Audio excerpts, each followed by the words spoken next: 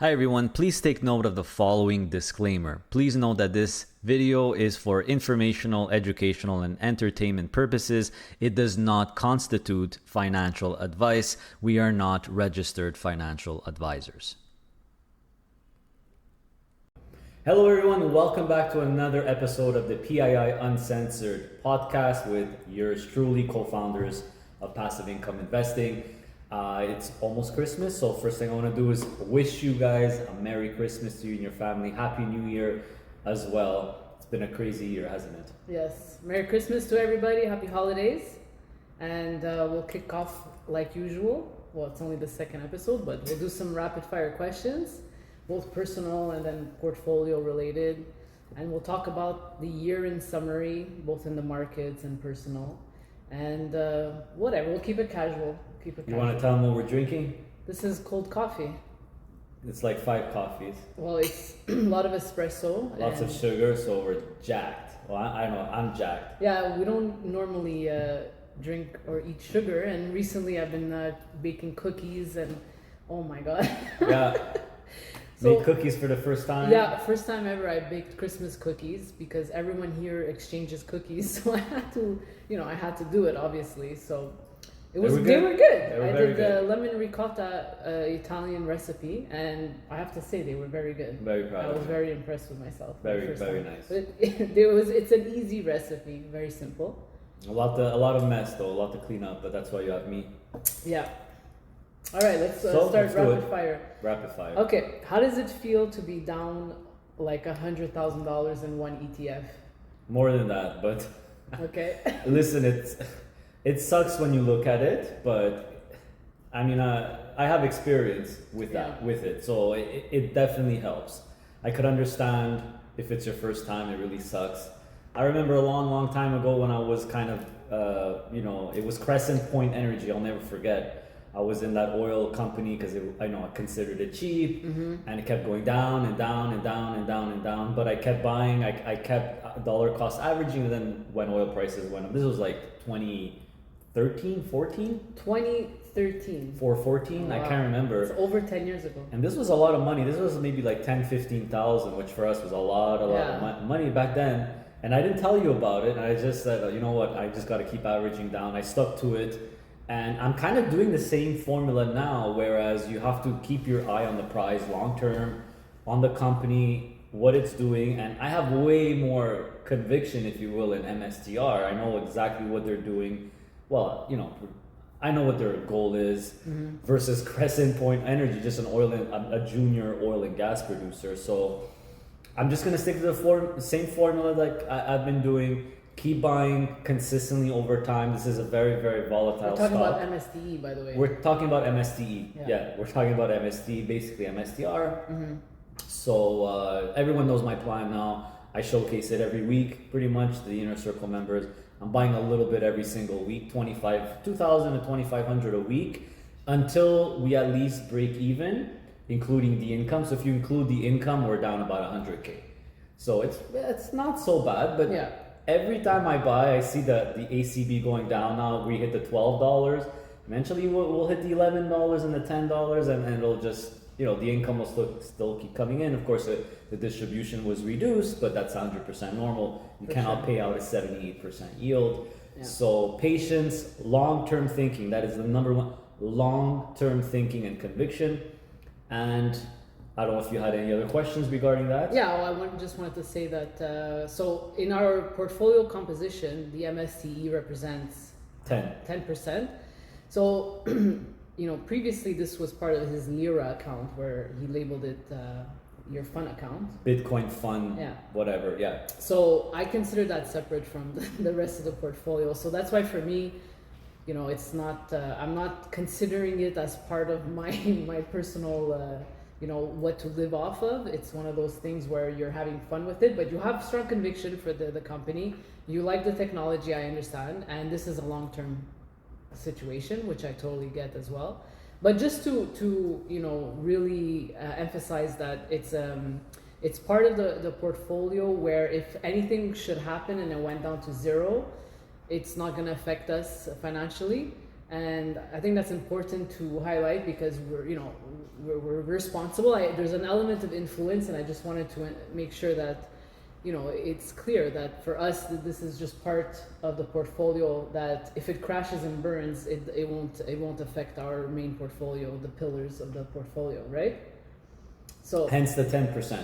Yeah. Right? Everyone's got to choose their percent. Some people it's 5%, some people it's 1%. It seems like a lot of money, but percentage wise it is a good chunk of it, but like you said, if anything happens, if it goes to zero, which means Bitcoin will need to go to zero.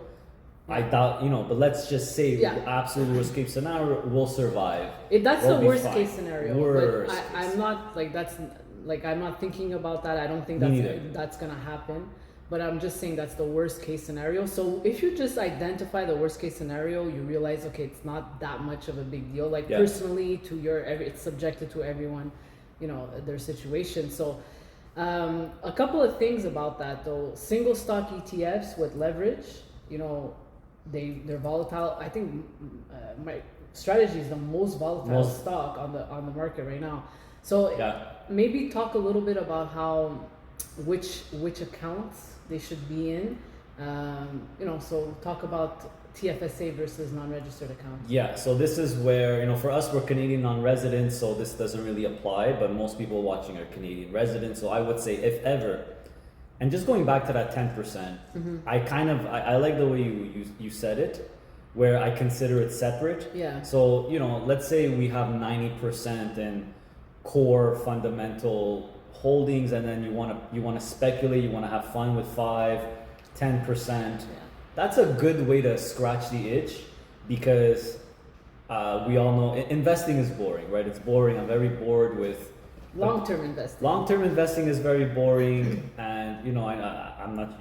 You're probably going to say this. I do like a bit of adrenaline. Yeah, he's a little bit of a thrill seeker. He used to ride motorcycles and stuff, so I have the scars to prove it. Yeah. Sadly, yes. So I'm an old man now, so this is how I get my adrenaline. For me, there's an entertainment part to it too. Like, I hear all these people speculate about the price and Bitcoin and all the FUD, all the fear. Yeah. I love that. For me, it just fuels me. It's like buying the fear. Like I was doing a one-on-one the other day, and this guy told me he's super successful real estate guy, and he's like, all I do is buy the fear. I just buy more real estate when the market's down. That's exactly the mentality you have. But going back to the accounts now, because I'm going to go off on a tangent, because A, it's exciting, and B, I'm jacked on sugar. So the account. So if you're a Canadian resident, if you want to scratch the itch, if you want to take a little bit more of a speculative higher risk position, the best account to do it in is the cash account. The worst account to do it is the registered TFSA or the RSP or the home one, because if you actually realize a loss, let's say something really happens, it goes to zero, you can't do anything with the losses, you lose the room. It's really, really bad.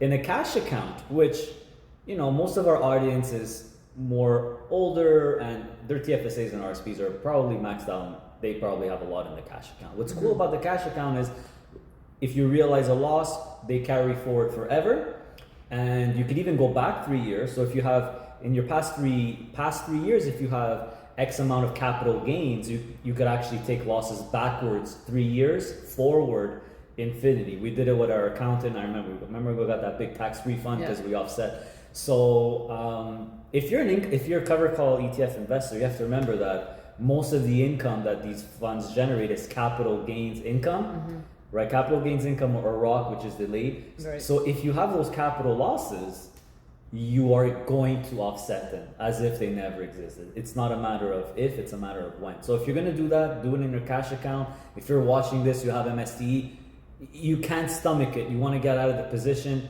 If it's in a cash account, I would say don't worry about it because of what we just discussed.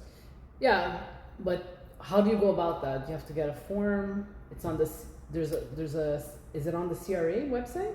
The accountant.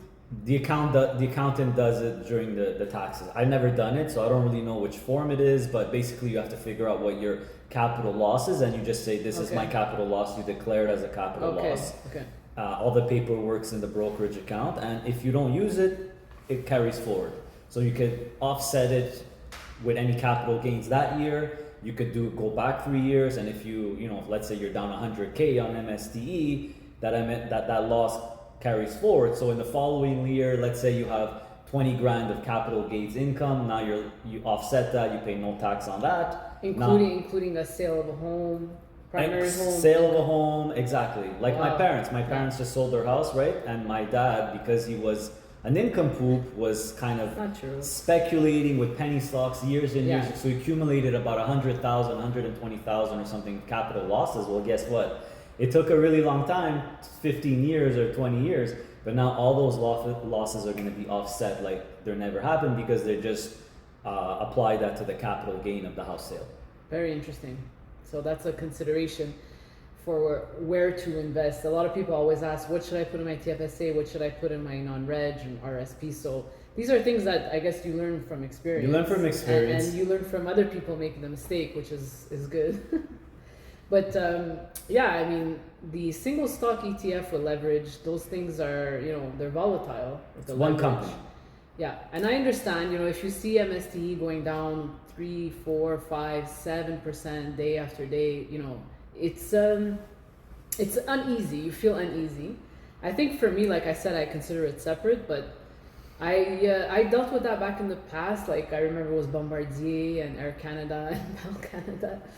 That's what happens with single stocks, I would say. So kind of motivated me to go more broad, more diversified, because I just didn't like that feeling. And when you're dependent on wages and then you see your portfolio just going down and down, it's so disheartening. And that's what really pushed me towards the cash flow, the dividends stocks, and then later ETFs, because I just wanted to be more diversified. I didn't want to see that down like double digits. It's brutal. But I would say that again, single stock ETFs, try to like minimize it if it does make you feel uneasy. But for me personally, I think that once we switch to mostly dividend investing and getting the cash flow at $1,000 a month, it really changed, my perspective of investing, like always long term. But basically what happens is that I was laser focused on that $1,000, and I realized like, okay, now I know what to do.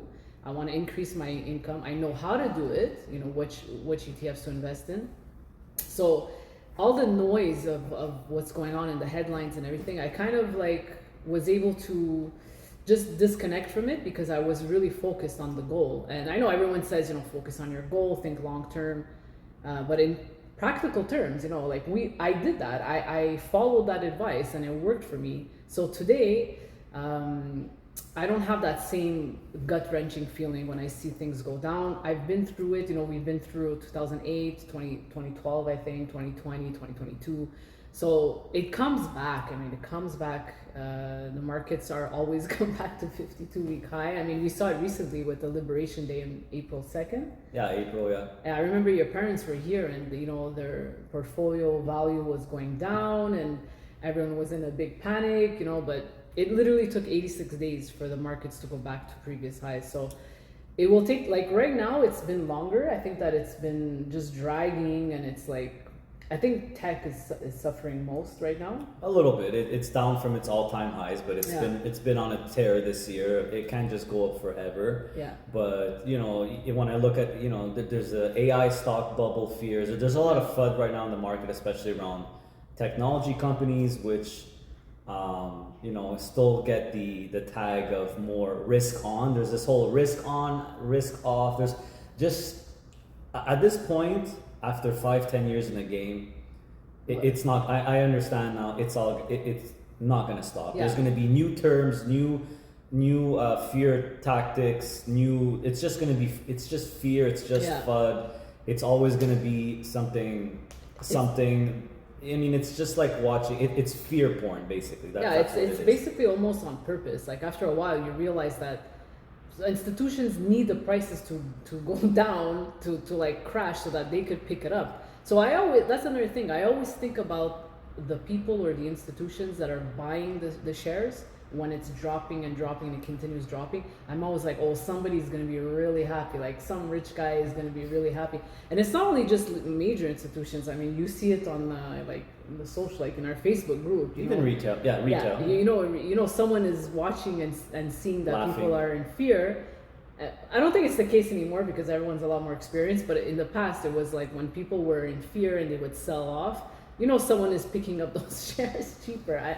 And I would see it, right? So then they would say, oh, everything's back up. I made like $300,000 on this and whatever. So we've seen it. Yeah, I've seen it. You know that they call that smart money.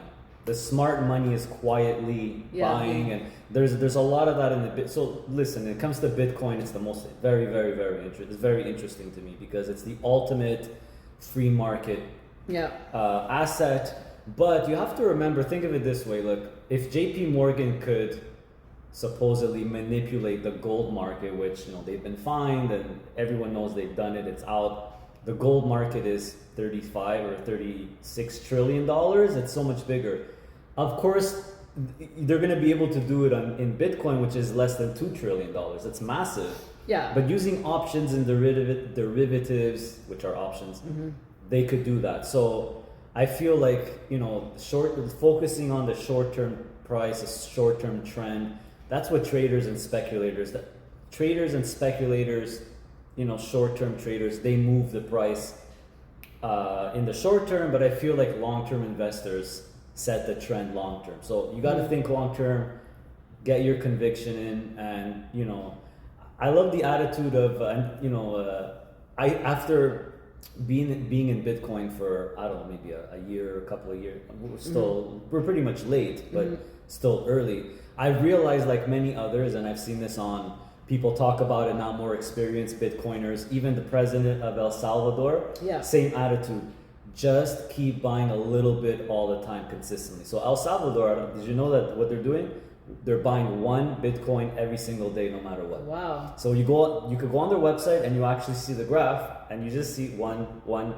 It just, if everyone that's why Bitcoin is so fascinating, because it's a hard cap, limited supply. Yeah. If more and more people realize the best way to do it, which it is just buy, like investing in general, it's not a novel concept. Buy a little bit of it at a time, consistently over time.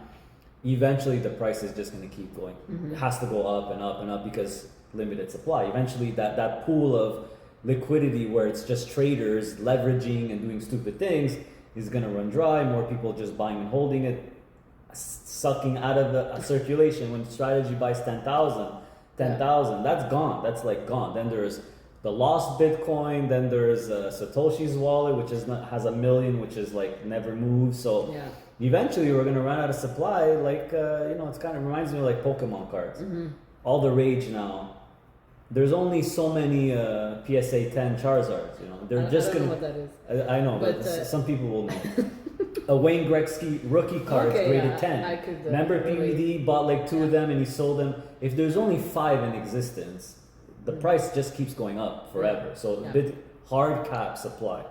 Yeah, Bitcoin is, we got onto Bitcoin, but it's interesting because there's 2 ways to look at it. There's the investor, like you're looking at it as just buying it and holding it because there's limited supply. So you're basically buying something that it's limited edition, they won't make anymore unless, I don't know, they crack the code and they start mining or whatever.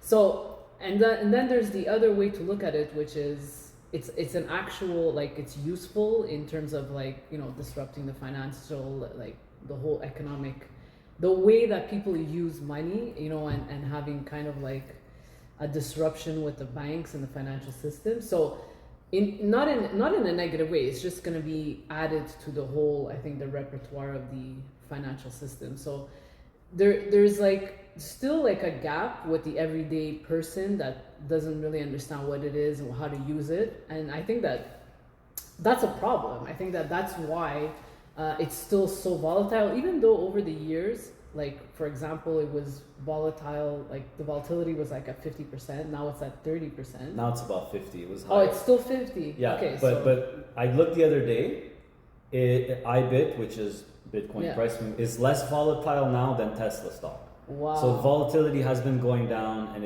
it's basically similar volatility to a high tech stock like Yeah. Tesla or Nvidia. So volatility is going down because it is being more accepted. The banks Yeah. now are embracing it. You see JP Morgan embracing it now. Yeah, there was the Genius Act, the Clarity Act. The Genius Act, the Clarity's on its way. So everyone's against a new technology usually until they're not. Yeah. So it's the same thing with Bitcoin. It's a new, I see it as a new monetary protocol, a new monetary technology. I don't know, maybe it's because of our tech background. I just see it as a technology. Yeah, well, I see the benefits because we actually, we have two different bank accounts in two different countries.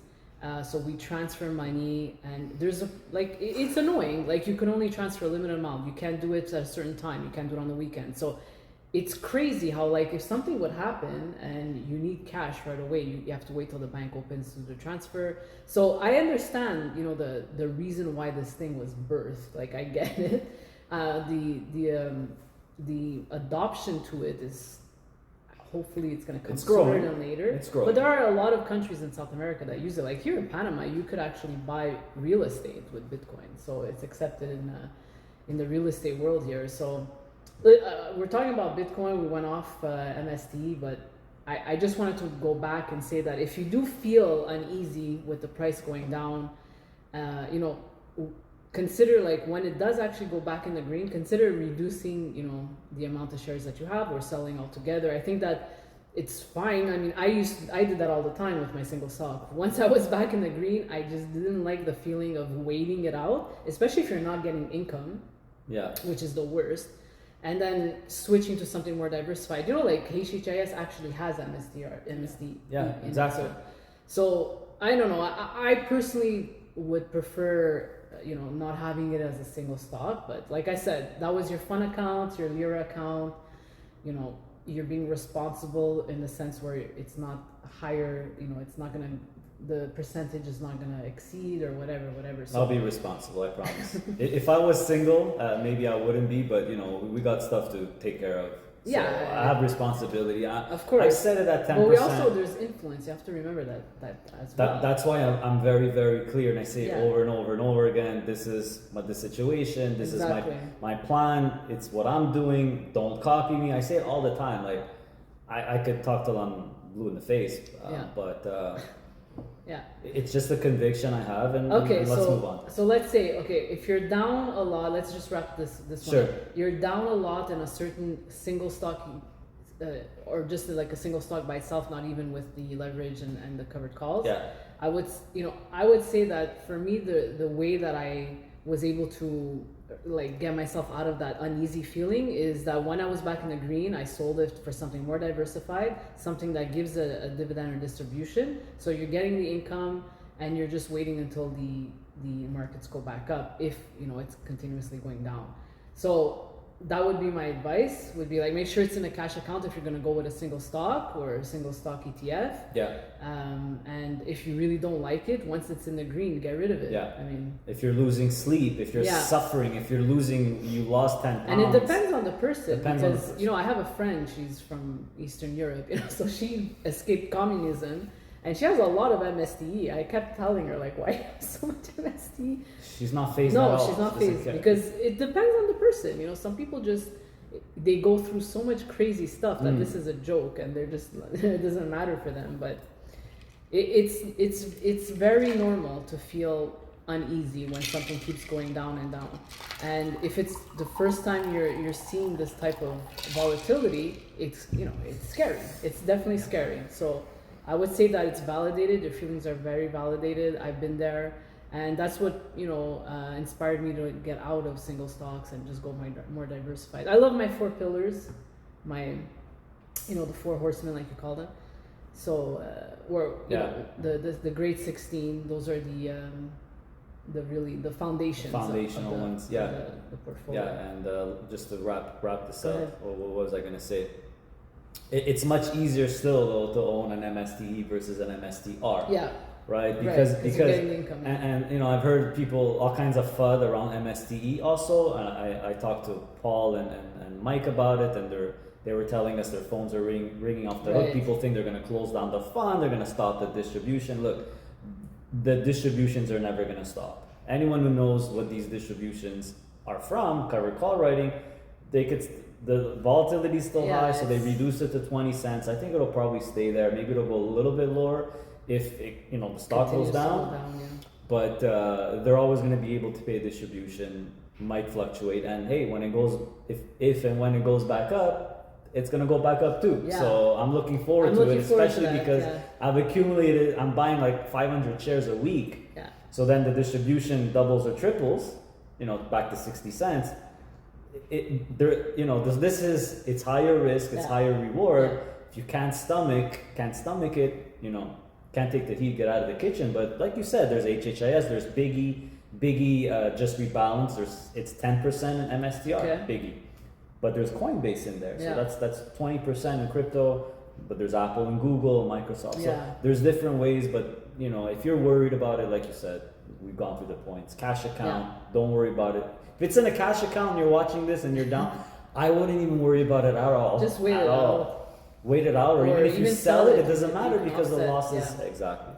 Yeah, and then just lastly, the point about the FUD, there's so much information out there on the internet. It's, the one negative aspect of the rise of DIY retail investors is that there's just so much content out there, and there's like subreddits that kind of like show that people they're documenting their experience of buying Bitcoin, getting a loan, that's backed by the Bitcoin, and so to buy more, but then it's on margin, so when it goes down, they're getting a margin call, and so a lot of people don't understand all that, and it's terrifying. Like I find that's terrifying. So, we're DIY investors, but we're long-term investors. We're basically looking in, we see all the FUD because, we're kind of in the business, so we like to, I like to see what people are saying, but it's terrifying. Well, it's entertaining for me. If you're an investor, yeah, it's entertainment. If you're a short-term trader, Yeah. speculator, short-term thinker, it is terrifying. No, but for people who are looking into it, it's, Yes. it's scary. Yes. People who are trying to find some answers or want to know what's going on, and then they come across all these crazy things, and so yeah, I mean, every once in a while I just delete all the apps from my phone. I'll delete X, Instagram, Facebook, and then 2 weeks later, because of our business, or else I probably wouldn't even be on. I wouldn't be on. You're never on it, but yeah, because it's pretty intense. It gets intense. People are very emotional, and it affects the they sell, they panic sell, and but you gotta remember those greats, those classic lines from Warren, exactly. Everyone forgets. yeah, the buy when everyone be greedy when everyone is fearful. So I don't know. The fear indexes are out, especially with in crypto or in Bitcoin. I don't know if it's crypto related or Bitcoin, but all extreme fear. Yeah. Buy the fear, man. Yeah. If you believe in the asset. I think we're it's enough Bitcoin. Right. I think we're way past where it's going to zero. The banks are adopting it. Yeah. People are just, there's community springing up everywhere. There's this. Well, people are Yeah. using it. People are using it. Yeah. Or that's all they use. Yeah. It's crazy. They use it at the stores and stuff. Yeah. It's available. It's with a wallet you can pay. Yeah. So it's being adopted. Yeah. So, anyways, we'll move on to the next question. It's going to be a little bit more personal. So, we've lived in Panama for 3.5 years now. Yeah. It's our new home, and it's a very interesting. We could do a whole episode on living here and the differences and all that. But tell me, what's one culture shock that you experienced now living in Panama? Culture shock? Yeah. Maybe this is kind of more like Latin culture, not just Panama Right. specifically, but in terms of the females, in terms of the women, I have to say, here, they have pride in the hourglass shape, and for me, it's like I'm in heaven because I love that. Yeah. But that's what's completely different. So here, and you get a lot of attention because of that, which is. Now you're starting to realize you didn't believe me, but now you understand. You get that attention. But when I'm alone, yeah, but it's not all the time. no, I'm not saying it's bad or anything, but it's definitely that's what's in. Yeah. That's what's in. So that. Yeah, they celebrate it. They celebrate it, Yeah. so they definitely show that off, and it's crazy because now I'm starting to look and I'm starting to see things that don't look right, and I'm like, I'm starting to see okay, that's not real. So people get butt implants here Yeah. that doesn't look right, and they're just so desperate to get that hourglass shape, but culture shock. I mean, The driving is. so is the crazy. driving is very, yeah, it is a shock because when you're walking, you're going to the store, you're dealing with people at a store or at a bank. Everything is slow. Yeah. Everything is like super chill. But I don't know, when they get in cars, these Panamanians, something happens. Yeah. And they're honking, they're squeezing in, they're stopping and going, and they're pushing on the gas, and there's a lot of like little accidents, bumpers. I mean, everyone's bumpers here. They use the bumper as a bumper. Yeah. There's like bumper scotch cars. tape. Everyone, the taxi have different color bumpers because who knows how many times you have to replace it. So we've been in an Uber and we got hit once, like a small hit. Your mom's gonna watch this. She's gonna freak out. Well, we were in the Uber. We're in the back seat, and it was a small. It's called a Kia Picanto, which they don't have that in Canada. I guess that would be like a Yaris, like an accent, small car, Yaris, and like a Geo Metro. Remember that in the day? Yeah. Back in the, anyways, and we were in the back, and there's like we were going under the overpass, and cars were just flying, and so our driver is like inching his way in, and he's honking, assuming they would stop, but they're going. Yeah. But it was a very slow, impact, but it was still an impact. Yeah. And the drivers, they got out, and we found out that the driver of the other car was actually Was a cop. He was an off-duty officer. They talked, they laughed, and they left. Yeah. It's funny, but it's the design of the roads here. The city wasn't really properly designed. There's a lot of roundabouts. There's practically no lights whatsoever. Or stop signs. So there's a lot of like Yeah. people trying to go, and you have to kind of like really be aware.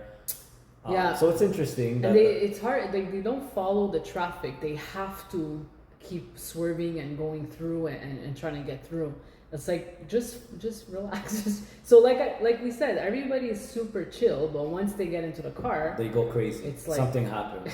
and oh yeah, motorcycles and scooters, Yeah. they go in between the lanes, Yeah. which is illegal in Quebec. Yeah, It's yeah. illegal to do that. Texting and driving. No seatbelts. Seatbelts don't work in the Ubers. Like it's like every time I'm like, oh my god. Yeah.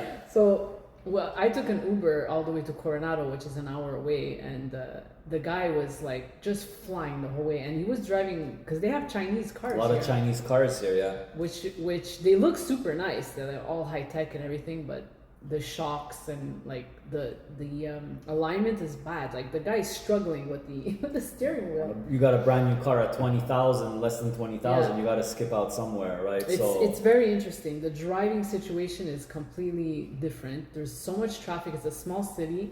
It's a very small city, but it is very, very populated. The whole country is only 4.5 million of population, and 1 million is concentrated in the city. So a lot of traffic all the time. But because it's small, you can get to from point A to point B easily. You just have to, wait it out in the traffic. But that's an interesting one. For me personally, I would go with there are no. My biggest culture shock is that there are no addresses. There are no addresses in the buildings. So yeah, it's very strange.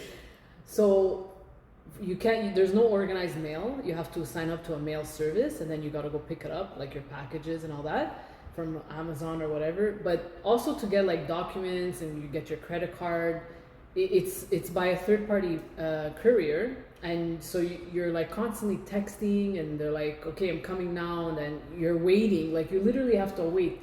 And then they don't show up. Okay, mañana.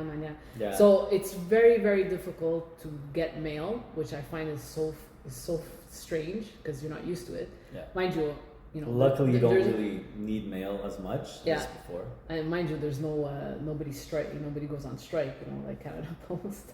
Yeah, that's a good thing. Yeah. But Amazon delivers here now. Like that started working. Like so, there are improvements, but let's just say because there's no address, it's a bit weird. Yeah, to get to an official government building. Yeah. On Waze, it will give you a direction to the approximate area, and then you have to like look and ask people where the building is, and they'll be like, oh, it's the one next to the purple roof or between the yellow and the green building. So very, very strange. That's very strange. Like if you have to go somewhere, like you have an appointment, because we had to go through the immigration process and everything. If you have an appointment, you have to be able to give yourself a lot of like buffer time, because it's hard to find. They're hard to find. And we went with our lawyer, and she didn't even know. Like she was asking, where's the building? Oh, it's next to the green one. And then we were in the wrong area. We had to go somewhere else. Like imagine like the locals, even the locals are like confused discussing like that. So there's improvements to be done for sure. Yeah. With that. It's very interesting. It's a growing country. Yeah. Like everything is on a boom. Like there's building like crazy. They're just building condos and malls and hospitals and veterinarians and office buildings. So there's constant construction. It's interesting to see because it does feel like a boom. Like everyone's very young. Yeah. Everyone is, there's the university. Actually, I learned today, I was reading it, that they have free university, public university, but it's free. There's also a lot of private university, but here they push for education. They push for people to go to engineering because they have the Panama Canal, and they only hire Panamanians to work at the canal. So it's a different. They're a lot more nationalists. They're very patriotic. The only flag that's flown here is the Panamanian flag. So it's it's interesting. It's an interesting dynamic. It is very interesting. The laws protect the Panamanians. So they have, I would say they have a more worker mentality instead of entrepreneurial mentality. So they protect the jobs. You can only hire Panamanians, but it kind of works well and because they want to attract international people. That's why there's such a big international presence. It works well because they attract the international people to open the businesses, either to open a business or like us just to spend our money here. But the Panamanian jobs are protected. So it works good because, hiring is much cheaper here and it protects their jobs. They're happy and they don't look down to the gringos or the international people, if you want. They respect them, and because they understand that they create all the jobs for them. Well, so it's not all the jobs. Not all the jobs, but a lot of like service jobs, nannies, and they all work for international people. Yeah, but also a lot of international people will open up like a doctor's office and hire the nurses and everything. So it's a very interesting dynamic. Like a lot of people still remember when Noriega was in power. He was the dictator, kind of, and until 1999. So a lot of people still remember under that regime, and so they want to be like free market, less government. So they understand like the risks of getting into that. So it's fun to talk to people about that because it's kind of different. Like back home, you don't really get that vibe, but it's should be a bit of a balance. Like back home there's a bit too much government intervention. Here there's like maybe not enough because there's a lot of improvements that could be done on the roads, the infrastructure, but it is happening slowly. It's happening. Like when I watch the news, they're very, very big on crime. They're very tough on crime. Like, but even though there's not a lot of crime, like it's mostly petty crime, like break-ins, stealing bikes and stuff like that. Yeah. But so, it's not like they assault you. There's it's not violent crime. If they get caught, they'll run away. Like they're not gonna beat the crap out of you and tie you up. Like these horror stories that you hear. Not everyone has a gun and strapped.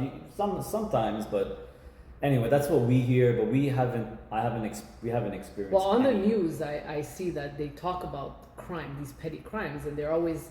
It's so funny. Like they'll say like, what are the parents doing? Like, how did they raise a kid like? They shame them. Which is not that bad. I think we should bring back a little bit of shame, but that's just my opinion. I just thought I'm a bit old school, so it's interesting. It's interesting living here, talking to the Panamanians. Like I will like I'm trying to befriend Panamanians, but because of the gringo thing, like sometimes I feel like they'll always try to like sell me something instead. Like.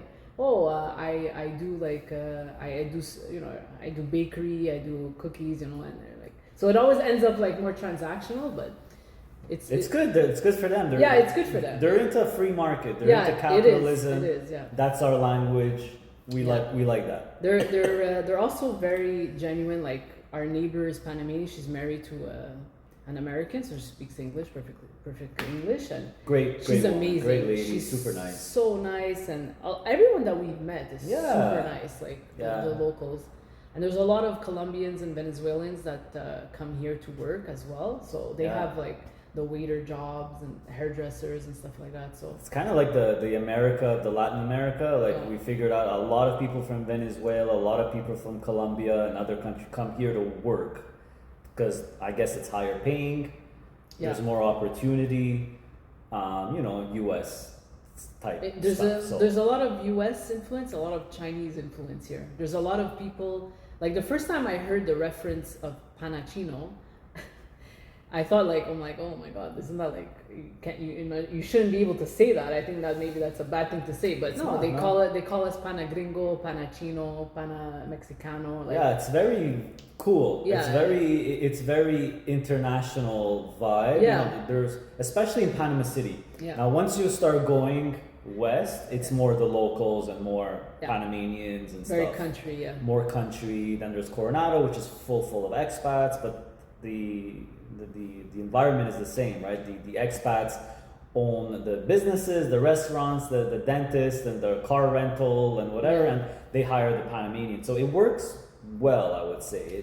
For it's now, a good vibe. It's a good vibe. Yeah, I think that it's cool. I like it. We'll see what happens. It's our home for now, our home base, like you said. We'll talk about Christmas here. So yeah, Christmas is jacked. It's like on steroids. Christmas on every building has multiple trees. There's Santa Clauses everywhere. It's fun. It is fun. I would say that the Christmas time. It's not everyone is always full of cheer and joy.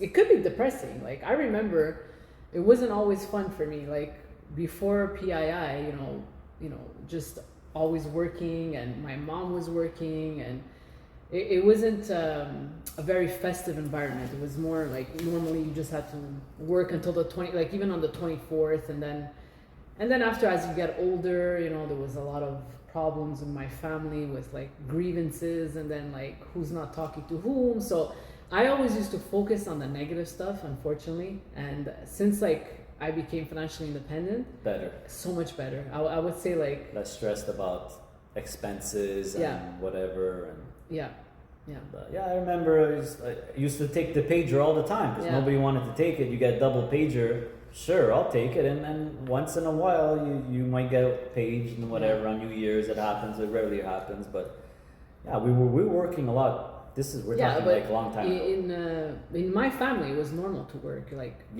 my mom was working, and then her husband had a restaurant. Her second husband had a restaurant. And so they were open, and so we would have So it was it's interesting to see how a little bit of disposable income changes so much. I used to feel a lot of helplessness because you're taking on shifts because you're trying to improve your life, but then you just pay more taxes and there's more expenses. So it was just like this, like the rat race. It's a perfect way to express to describe it. So all of a sudden, with a bit of disposable income, I feel more festive. I'm baking cookies. We're watching Christmas movies. We go to fundraisers here in Panama so that, the expats get together and they do fundraising for, the schools. And it's great. Stuff. So it's really nice community vibe, and that's a nice aspect about PII and getting financial independent and having that big cash flow increasing. It's not about being greedy, it's about having more flexibility and human nature. If you're a good person, you're just going to be more generous. Like we just gave our cleaning lady a nice bonus. They loved it. We give a lot of tips, and so it's a good thing. We do the fundraising. We're part of that, and there's a bunch of stuff where we can help out people. We'll get into it one day there, but we've helped out people who have local restaurants here. We helped out your friend Rudy. So, we do have more flexibility and more options, and it's like you said, human nature is to help. You want to be helpful. You want to you see someone in need, you help them. That's just human money nature. When you could do that with your dollars, right? So if you have more dollars and you're a good person, it's a net positive for the world, right? But then there's people on the socials that will say that covered call ETFs are garbage, and that's another episode. Well, it just makes me laugh because like it's an ETF, and there's some covered calls that are They're written, so dumb. and then it's like forget it. I don't know what it is. There's like a mental thing that you say covered calls and they start freaking out and they think it's a scam or they think it's no good. I don't know. Some people are just. It reminds me of Bitcoin, and guess what? That's going away. Oh, whatever. Yeah. So that was what culture shock. That was the culture shock question. Culture shocks. Yeah, I mean, we've been here for a while, so it's like it's not a shock. Yeah, when I go back home to Canada, like, that's a culture shock for us. I remember like people are smoking all the time outside in Canada. Oh yeah, nobody smokes here. Nobody smokes cigarettes. You can't even Nothing. buy cigarettes. It's like so hard to find. I don't know. It's so funny. It's a good thing. I would say. It doesn't smell outside. It doesn't reek. Yeah, and also marijuana. Like back home, it's normal now. Downtown the especially. cannabis smell is normal. Here you'll like in the city there you'll still smell it, but not cigarettes. It's no. Back home, it's like you're walking down, like especially downtown, everyone's on their break and they're just sucking on those cigarettes. You know, it's the like vapes. Here, nothing. Yeah. I don't see anything. Yeah. They don't have that culture. They eat though. You know, they have those empanadas on their break and coffee and rum and whatever. Beer, lots of beer. Cerveza. It's cheap. Beer's cheap here, and it's good. It's very good. Panama and the Balboas. I like the Panama better than the Balboa, but yeah. It's good. It's not Heineken quality, but it's right there. I mean, it's right under it, and you're not, you know, it's but there are like some things like, you know, construction standards. I would say not as good. Yeah. So you know, because in Canada you have to make sure that your apartment or your condo, your house is like weather protected, whatever the weather is, because they have 4 seasons in Canada. But here, the windows, when it starts raining, water will come through because the windows are just not good. Like the ceiling, the seals.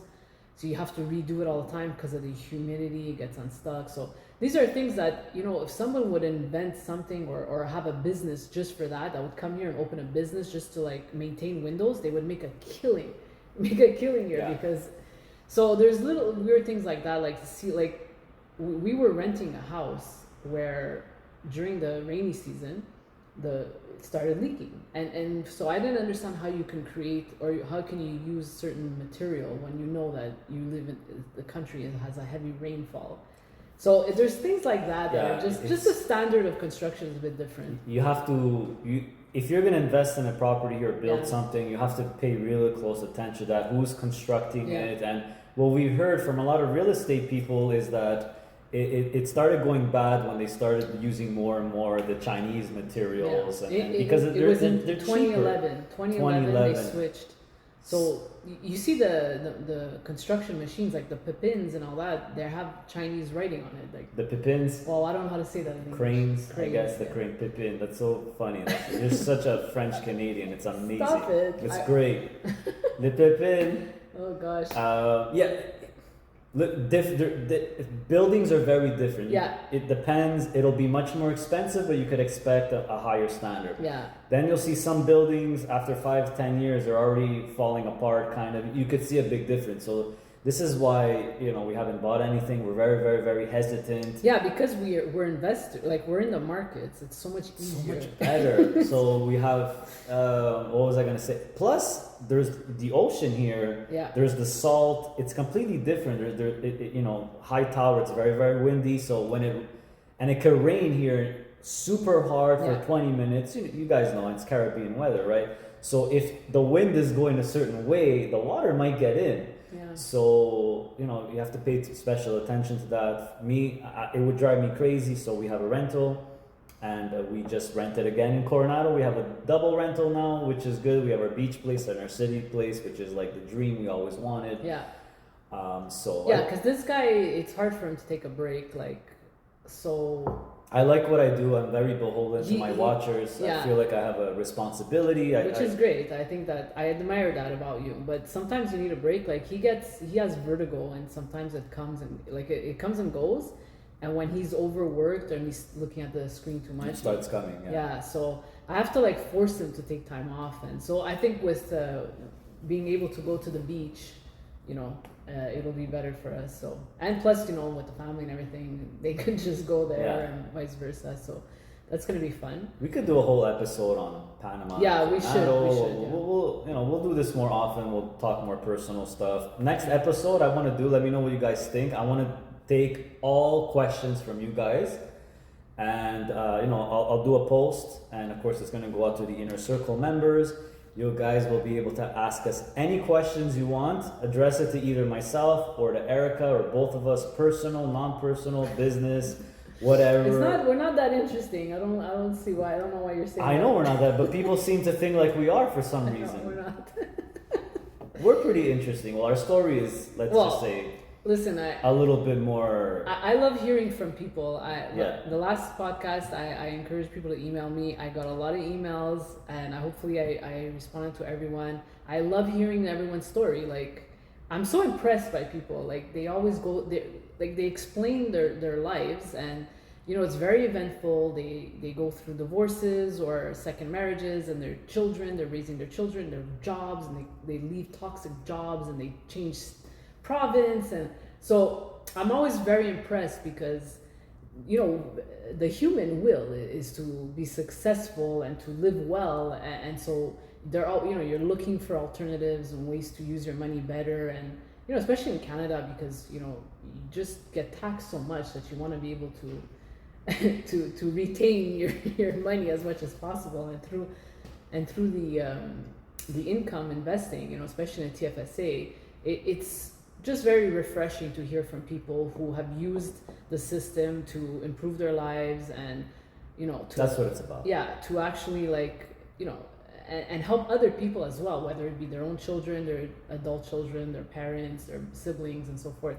So I love that stuff because it just, you know, it affirms that it's helpful, because I like to hear feedback, and a lot of people find it helpful in their own personal lives. So I love. Did you see all the comments that how much people loved you? Yes, thank you. More of Erica, more Erica. Yes. That's all they want to see is more of you. Well, because you're too busy, you know, you have too many. No, because they always see my face. They get tired of me. They want to hear from your perspective. I know. I get tired of him too sometimes. I get tired of me too. Like every day, all the time, because I gotta do the videos. I gotta rewatch myself talk. Yeah. I'm like, oh, this guy's so annoying. Like the other day at the gym. I'm not even joking. I was alone in the gym. Yeah. I forgot. It was like 9:30, 10 p.m. And I just see someone walking, and I'm like, who's this guy? So annoying. It was my reflection. It was me. I'm like, now I'm really losing it. You are losing it. Yeah. You need a vacation. There's some points, like she said, there's some points where like I'm overworked, and there's a boiling point, and I lose my mind, and that's when I'm like, okay, I have to close everything. I gotta take a shot of Grand Marnier and just stare at the wall for 4 hours. You have to recalibrate. Yeah, but luckily we have a really nice view here. We get to look at the ships. The ocean helps. Yeah, the ocean is the best. Yeah. But I miss the beach too once in a while, and that's why we're gonna. Yeah, because we don't have access to the beach in the city. You have to drive a little bit further. So, anyways. So I wanted to talk about the monthly routine for the portfolio. I know you have videos that you talk about it. Yeah. But I just wanted to say, because some of the... No, it's my hair. Oh. It's just the hair. Some people that emailed me, several people were saying how, you know, first they said that it's good that I was on, so it encourages women to watch, and how they were a bit anxious because their spouses are not really involved in the monthly routine. So...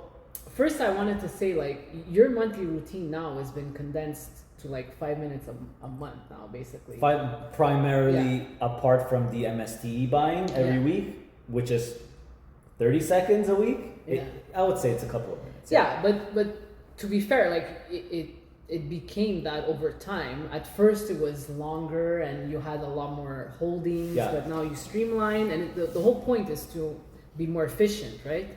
So so my response to a couple of those emails about the monthly routine and getting the spouse involved was that what we do for each other and for our relatives and friends is that we actually video record the screen. So there's a screen grabber on Windows, and it could record your task that you're doing, your monthly task, right? It records whatever you're doing on the screen. So, you go into the brokerage, you buy, you sell, you transfer to your bank account, and the whole time you're recording it so that you can share it with your spouse or your family member, your friends, and just to show, like you have to hide the account number, I guess, but just to repeat the task over and over, and they have a reference of what to do. So sometimes, once a month, a lot of things can happen in 4 weeks, in 4 weeks that you forget, oh my God, how do I transfer this? How do I do this again? Yeah, record it. You have your own idea. reference. And we do it with our relatives, and like pretty much now I do it all the time. I'll record myself doing a task because now I help some other people here, that live here, and so I'll record the task, I'll send it to them, and then I'll follow up with them next month. Were you able to reinvest it? Yes, I followed the video. So it's such a small little thing, but it's very helpful. It's great. Technology, man. You record it, you put it on your drive, you email them the link. Yeah. It's always going to be there.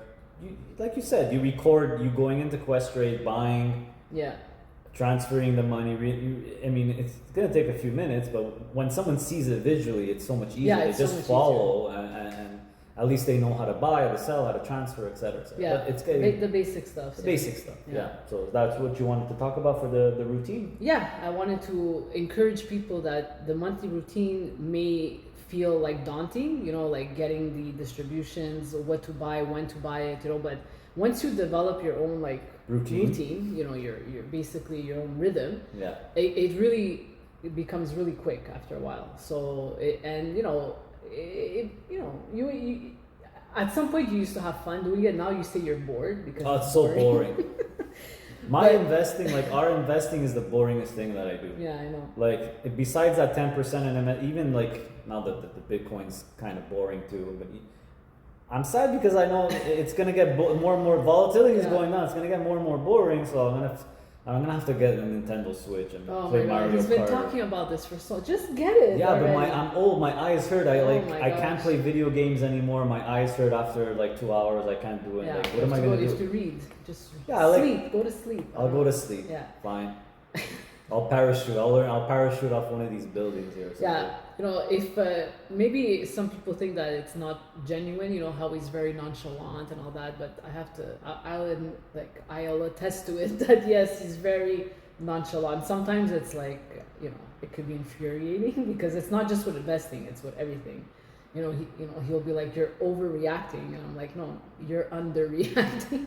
It depends what it is. It depends on my mood too. Yeah, it depends. But super chill. We try to maintain a chill environment, chill between us, between our tasks, and like you said before, the more passive income you have, eventually the more chill you're gonna be because you're just gonna be less stressed about.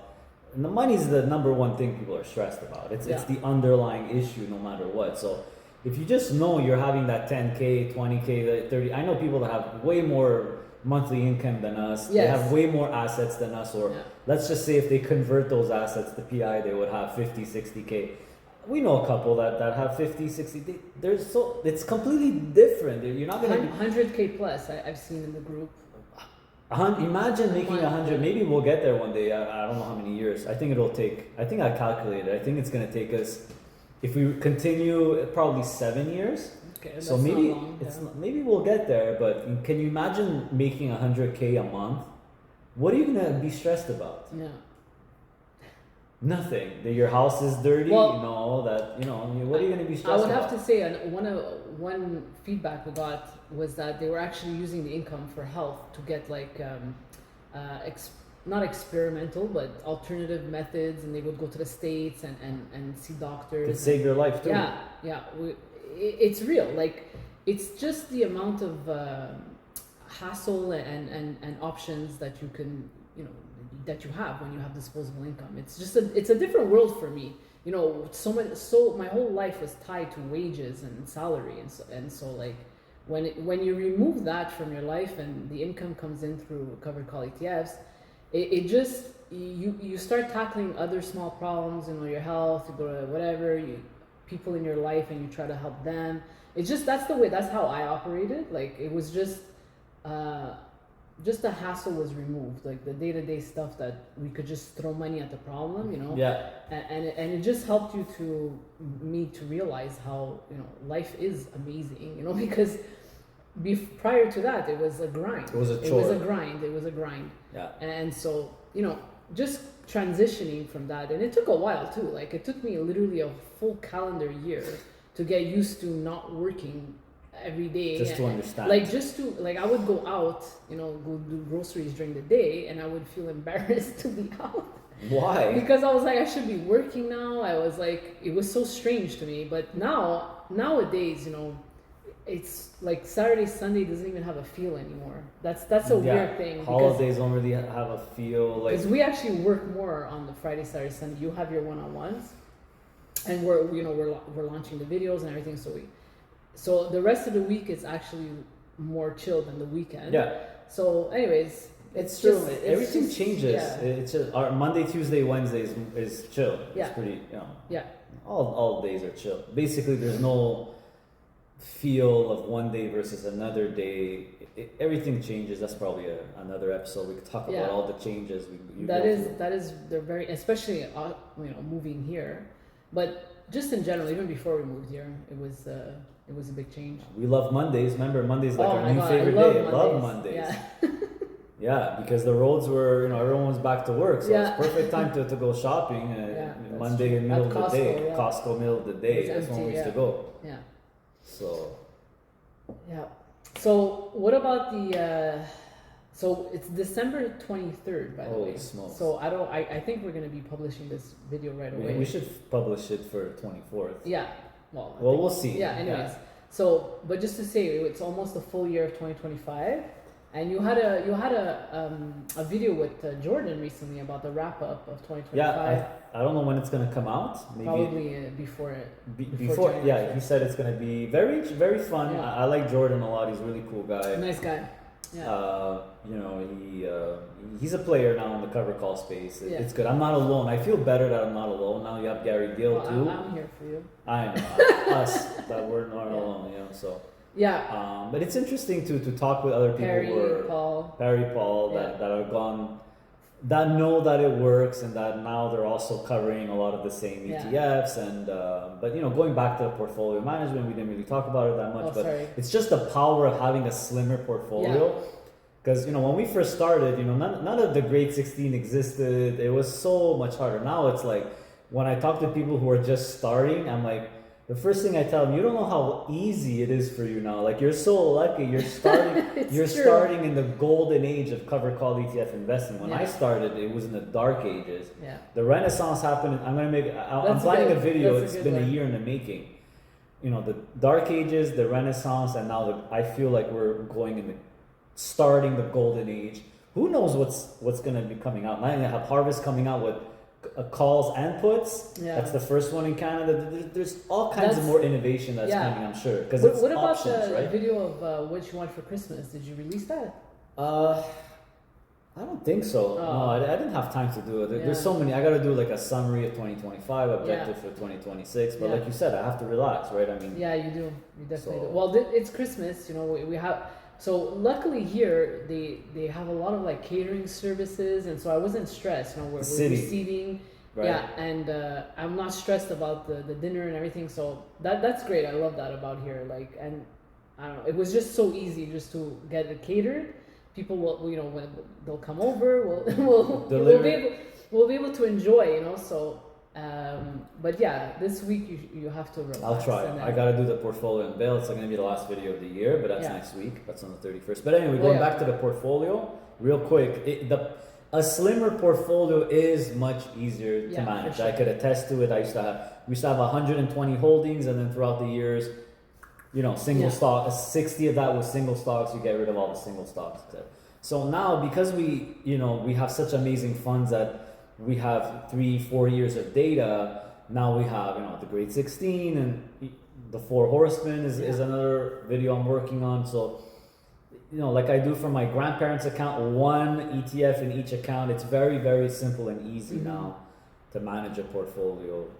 Talking about the monthly routine. No, but it just to say, like, the importance of why we're bringing it up is that it could feel overwhelming at the beginning. and it could feel daunting, but it's worth it. It's worth like putting in the hours to streamline and to ensure that the portfolio is manageable, right? Yeah. So you have to like, it takes time. Like it's not something that happened overnight, but it's worth it. It's worth it because to have total control of how your money is performing and what to do with your money, it's a lot better. It's like it goes back to, you know, having the independence, being having more options, being in control of your income, you know, coming from someone who was in wages and salary where, you know, it's the same thing every 2 weeks, but the expenses are higher and higher. So it's just, and it's also, you understand how to increase your income as well. So yeah, there's millions of ways to manage your portfolio that people have. I've heard all kinds of different strategies. I like hearing that too. It's fine. Harry has his strategy. He has like 3 classifications, which is cool. I guess he has anchor, then he has boosters. Right. There's a lot of ways to manage your portfolio. I've heard some that I never didn't even think of. Yeah. But this is something people need to understand, that you're gonna figure it out on your own what's best for you. Mm-hmm. I always tell people, start with a good foundation, a grade 16. Pick the 4 or 5 best one that you feel are the best in the grade 16 that you like. You know, some are more concentrated than others. Start with, you know, the HDIV, the HYLD, the all-in-ones, the HHIS, QQCL indexes, stuff that you can't go wrong with. Start with that because you cannot go wrong with it. And then if you like other certain things a little bit more concentrated, you want a little bit higher risk, which means normally you get higher yield, you can add those. But I don't see how anyone could have more than, you know, 15 holdings across multiple accounts, and you can manage it like this account is going to be for this account's going to be for this, that RSP, forget about it, it's just going to be on drip, it's going to be like my super safety net. There's a lot of ways to manage it. So it's a very common question I get, especially retirees. So then I touched on this a little bit. I think my parents just sold their house, so now they have an influx of cash, obviously from what's left over. They bought a condo, they paid it off, but so they're gonna have their two TFSAs, the RIF, and now they're having a cash account. So people ask me like, what should I put in what? So I'm gonna do a whole video on my blueprint for my parents, and hopefully that helps a lot of people that are in that stage, I guess the drawdown stage, if you will, and why I did that. So that's going to be an upcoming members only video, which, you know, I released my family members' portfolios, grandparents every single month, but this is going to be a little bit more in depth of why I'm putting this in here and how I'm going to manage the monthly routine for them. And, you know, I'm going to use that TFSA hack thing, that very popular video that had a lot of buzz like in the first year of the channel, remember? So it's going to be interesting, and it's going to be fun. It's going to be fun to see my parents. I'm going to basically force them to spend money. We'll see how it goes. That's going to be an experiment. Yeah, it's true. I'm sure my mom's going to watch this. She's going to. Yeah. You should enjoy, you know. Try to change that attitude, that immigrant, super stubborn immigrant, like stingy with money. Yeah. It's like they're allergic. Like still always looking for the deal, you know. A couple hundred, talking about things that cost, like, who cares, man? Like you're gonna be making like another 15K is coming next month or something. Again, like, who cares? Having a disposable income, you know, and then you have to like change your behavior because you were so stingy and careful that it's hard to change. But it's part of life. It takes time. Like you, it was hard for you for 12 months. Yeah. For some people, it could take 12 months for you to change your attitude, but it will change. It's just a matter of time. The more stubborn you are, the longer it's going to take. Yeah. But it will. Once you see that cash flow coming in over a month, every month you gain that confidence. Yeah, so it's almost like at the beginning it was a thrill, you know, like, oh my gosh, this money's coming in, and now it's just like it's just part of your life, and it's like a paycheck. Yeah, it is like a paycheck. You're literally replacing your paycheck, and you could. Increase your paycheck as you will. Sometimes the distributions go up and you get a bonus that you didn't even realize. So it's a different way to look at investing and managing your life and your your expenses. Like we talked about last time, I look at it like it's a balance sheet. You know, the portfolios are balance sheet, and everything goes in there, and then it generates income, and then we pay our lifestyle, and we invest the rest. Just like a regular paycheck, you always have to reinvest, you know, and save some money. Yeah, yeah. So yeah, it's very interesting. I just like, we talk about this all the time because I guess it's just part of our life now, but Well, people love it. That's why yeah. we're doing it. People think it's interesting because Yeah. not a lot of people. Money is still very taboo, yeah, but not as much now with the young people. yeah, they're more open to They're talk very about. open about investing. Yeah, actually, back to the first question about being down on a stock, you know, I wanted to say, like, when I was in the single stocks, and you know, I was down, I didn't really have anyone to talk about it with, you know. It's not something I talked about it with friends, forget it. And then, you know, parents was not an option either. So nowadays with the socials, like you'll be able to like ask a questions. Hopefully you'll get an answer. You have to weed through the nonsense, but just to say that it has evolved. Like the conversation around money and investing is better now. The only problem is that you do have to be careful, and you have to weed through a lot of nonsense. But you know, people are smart. You know, I mean, everyone that watches, our audience is very smart. Like I get feedback, I get questions. Like it's like, these are good questions. This is good information. You know, so they know based on experience, and that's something that you know. Let's talk about that. The experience is the key, because we've been in the markets for a couple of decades. So the ups and downs are relatively, you know, they come and they go. They come and so there's no emotion connected to it anymore. It goes down over time, just like Just like the markets go up over time, your stress about them goes down. the more experience you get, like everything else in life. It's just, but then again, it really depends on what you hold. That's why I always recommend, if newer people they're newer, they're swapping millions of dollars of real estate for this. For me, I would poop my pants if I would swap from stock portfolio to real estate. I would be like, holy crap, this is risky, too good to be true. All the cliche terms you hear, but for me, for us it's boring because we have the experience. It's about experience. Start slow. Go with the stuff you can't go wrong with. That's like the number one. Go with the indexes, cover call or not, I don't care. Go with the indexes where you don't have to babysit. The single stock stuff is unfortunately how most people start in investing. That's the riskiest way to invest. Of course, that degree of risk depends. You know, if you're buying Procter and Gamble or McDonald's, it's not as risky as an MSTR or an Nvidia or whatever, or cannabis stock or etc. Yeah.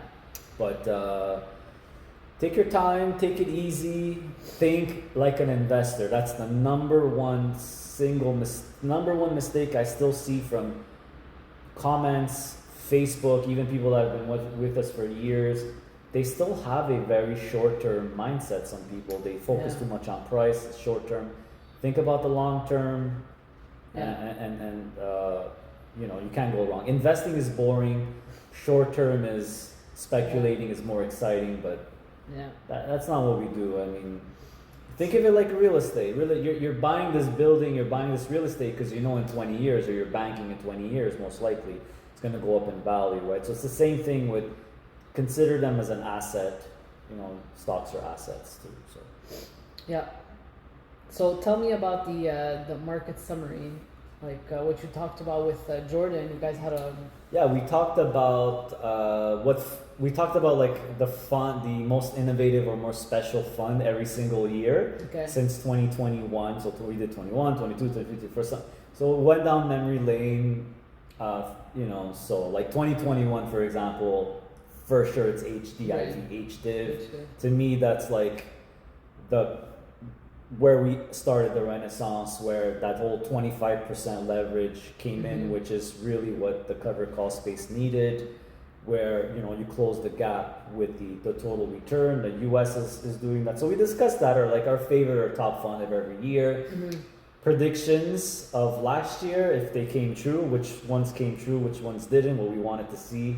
So one of mine was an MSTR with single stock, and that came true, obviously. So, and we talked about, you know, just the industry in general, what we think is coming up, the next innovations coming up. So it was a really cool, nice flowing conversation. Well, that's good. Looking forward to rewatching that video. Yeah. It was a good conversation. So just like we're having now, it's fun to talk about like a more novel industry. So the cover call ETF space is a little bit more novel now.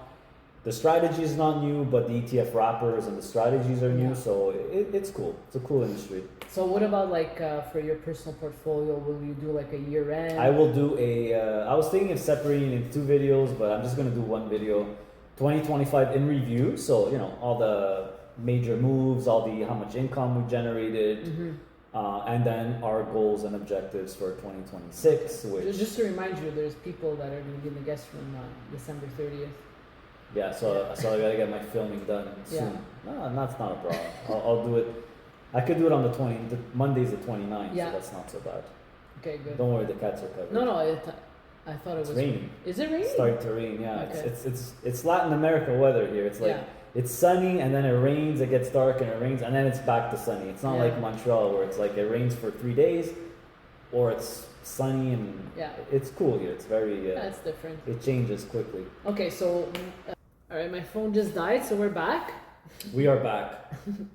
Lesson learned. Make sure everything's plugged in next time. And, well, we're gonna learn lessons every time we film. So every time we do anything in life, we learn. Oh, well, we're talking about the market recap. So the annual recap. Yeah, your video. Yeah. So I'm gonna work on that. I don't know if it'll come out in December, but either way, early January at the latest. Do have to do the portfolio unveil as a priority. Yeah. So we'll recap. What are the major moves we did? How much capital gains or losses we realized? I think we had real capital gains. Plus, how much passive income did we earn in 2025? And goals and objectives for 2026. What my routine is going to be. How much I have set goals of how much we want to invest. We reinvest whatever you want. Yeah. I've talked about this before. All our income sources come in, we pay off our expenses, the rest is what we could reinvest. So there's a plan on how much, where we're going to allocate, how much here, how much there. So I'll talk about that in that video. Of course, things could change, but a blueprint for 2026. Hopefully it inspires others. You get an idea in terms of, what we're going to be investing in percentages, etc. Good, I look forward to that video. Yeah. All right, so we'll wrap it up for this video. Yeah. Sorry, it was a little bit all over the place. We had a lot of topics and we just wanted to keep it casual. So you're so nice. You don't have to apologize. Oh well, I'm just. People love it. They want the authentic, unscripted, PII uncensored. Yeah, but I like things that are structured, and I like. Me too. But sometimes you have to be unstructured too. Yeah, I agree. It's completely natural. Yeah, organic. 100% natural, just like you. Thank you. Okay.